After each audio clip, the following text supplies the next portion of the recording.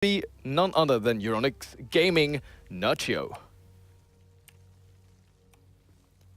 And his opponent in the bottom left-hand side, playing for Team Liquid, it is going to be TLO.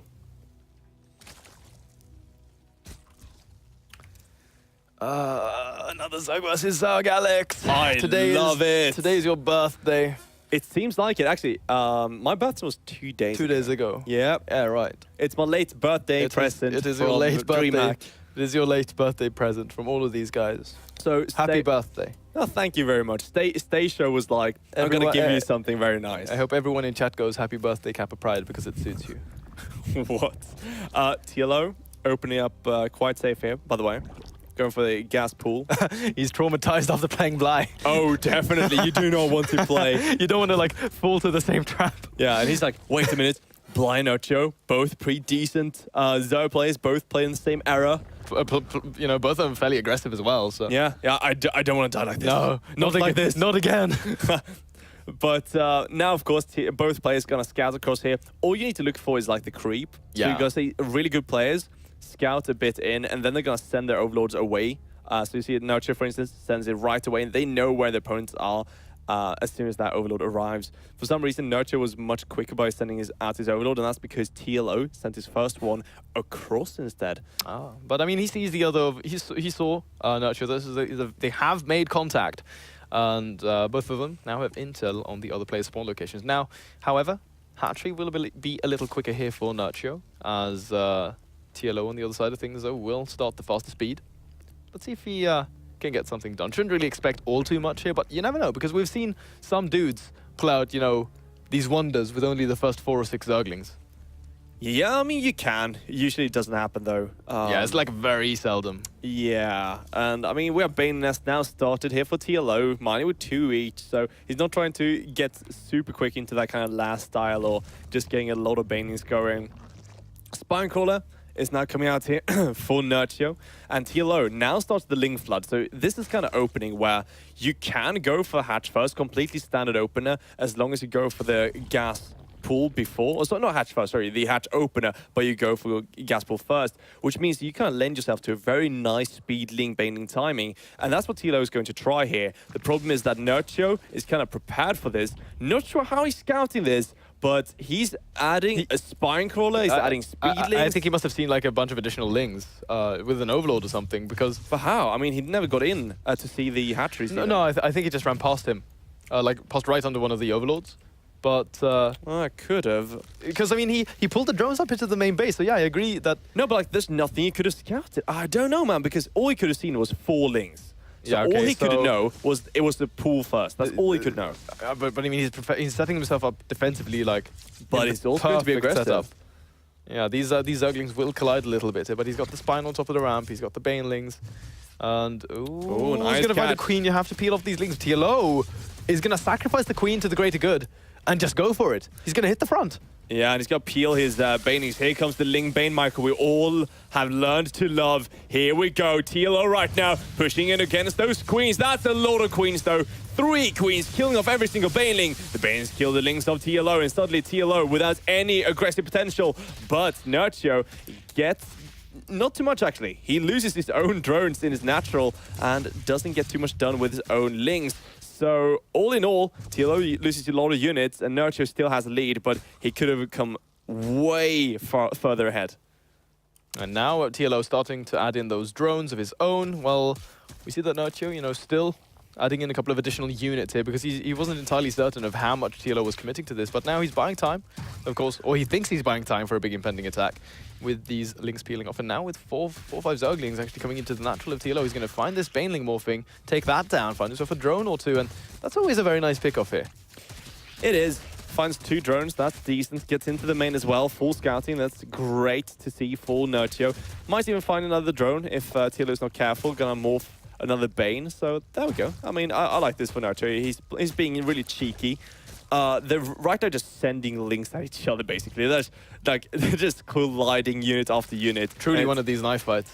It is, and they are very close in the workers right now, so it's all about who can trade better, because if one of them can hit some good, decent Banelings, or one just loses his, we can see a big shift in who's going to take the lead here. And Nerchio is poised a little bit further here towards TLO, so I mean, he is fighting on his opponent's side of the map. Needs to be careful about these Baneling connections. He's going to get a decent hit there, TLO, but trades off an additional Baneling that he didn't really have. He couldn't afford that throwaway there. Decent connections again. 5 drones go down, and as more links from TLO stream out across the map, there's no additional Baneling supported for Nerchio, but he did take down those workers.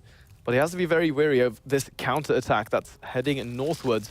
He's getting a couple of additional Banelings defensively, but I think that TLO, yeah, again, has to be so careful. Gets a good trade, 1-for-1 there with one of those Banelings.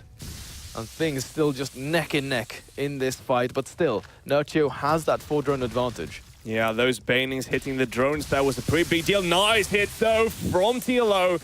He's really looking to equalize this, and right now he's not trying to sneak any drones in. He's just rallying Ling Bane all over again, and they're right now hitting each other's bases. The hatchery of TLO right now very injured. As TLO comes in here, Nerchio has such a great setup. I think Nerchio has a huge advantage coming in here with that spine setup and with those queens. Yeah, and more Banelings roll up into the main base here from Nerchio, and the queen is going to get taken out.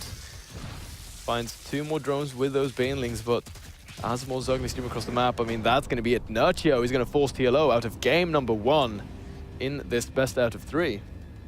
Yeah, I mean, a pretty aggressive game. That was 7 minutes straight, Yeah, almost. but that was TLO, you know, who took the aggressive initiative. And the read there, how did he get that? So I think Nerchio, since he sent his own links across, I think he was realizing that he was going to go for his own kind of way of doing this. But he knew that if I'm going to face the same build, you know, I have to get spines of my own. So he added the extra queen and the spine and knew that, okay, so if you attack me, I'm going to win, kind of, because I can hold against anything. And the rest of the links I produce, I'm just going to use aggressively. Was it basically just Nerchio preparing a defensive setup as like a backup thing? So in case he gets hit first, like, will he be able to take himself out of this one? It is going to be Liquid TLO. With the GLHF timing.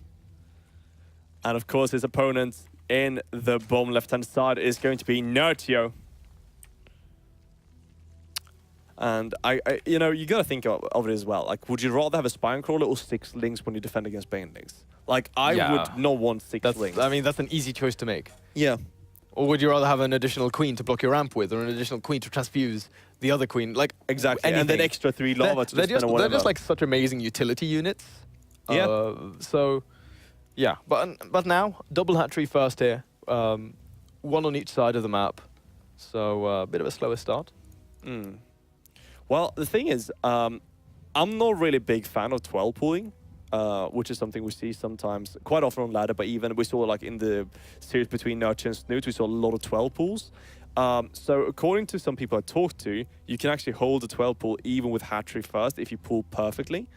But the thing is, on Dusk Towers, because everyone seems to love just going for the forward hatchery because you can get away with really early third bases, I think you can maybe start pulling it back a bit, because some people, like we see Nerchio right now, tries to go for these 3 hatch before pool, and if you don't have a lot of Zerglings when something like this hits, or if you have like a Speedling all in, you simply just die. Oh yeah, I mean there's no question about it, and I mean because the Overlords take some time to get over there, and I mean if we saw TLO go for sort of like any sort of all in here, it'd be very tough for Nerchio to hold, but nonetheless, the gods smile upon him, and luck is on his side, because TLO still adding in drones, and he is going to go for that 3rd hatchery.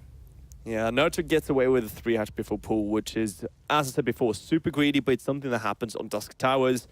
So you kind of die to an all-in, but, I mean, you don't see TLO all-in every single time, and the last game wasn't really like all in, as in I'm going to 13-12U. It was more like, I'm going for this kind of cheeky build. It's semi-all-in. I need to deal some super big damage if you're going greedy. But I mean, we saw the same thing on both sides, virtually. Yeah, just Nerchio doing the safe version. Yeah, and then he also took the better exchange in the end. So, but now Baneling Nest goes down here for TLO. So just going to make sure that he has all the tech he needs to safeguard his position in this game. Same time, we'll come in to the main, start splitting off here. And I mean, he sees 3 hatch, and they're like, okay, you went 3 hatch before pool, and nothing too crazy to really scout here for TLO.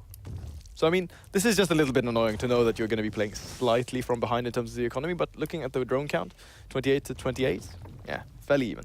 Yeah, and I mean, TLO now is about to finish up his third base, so it's, you know, it's not a huge deal. You have the extra injects coming out from Nerchio, so he's going to have a slight advantage. But TLO now is getting a frontal spine because he knows that there is a big risk of his opponent just going mass speedling off of the 3 hatches. So Nerchio right now is getting a few links, but he's droning behind this. So we don't see anyone trying to be super aggressive, and I would love if we could see a 3-base muter war start here, because we do have the setup for it. But as I say, the caster curse dictates. Roach one thrown down here together with an illusion chamber for Nerchio. And first little skirmish in this game. Nerchio will take the better in that, but Spine Crawler absolutely destroys those 2 lings. And, well, for now, actually a small number of speedlings here, trying to find an opening in the armor of TLO, but no, sir, is going to be forcing him away. TLO dropping the Roach Warren of his own, though, and taking additional gases. Lair starting here for Nerchio. And, I mean, this is something we've seen him do before, Alex, you know, where he drops the Roach Warren, maybe adds in a couple of Roaches just for that safety, and then goes into the muter play, because, I mean, like you said, he's a huge fan of Mutalisks. Yeah, he played a lot of Muta against Snoot, and I don't know, I love Muta in ZvZ. Okay, that's clumsy. Yeah, he was looking at something else. That's annoying. I think it was he was already adding his gases. I don't know, he was looking at something at least. But it does happen right now. TLO, he never really got speed, so now it's going to finish up quite late, and he's going to have 14 roaches on the way, which is a ton of roaches. And no Lair.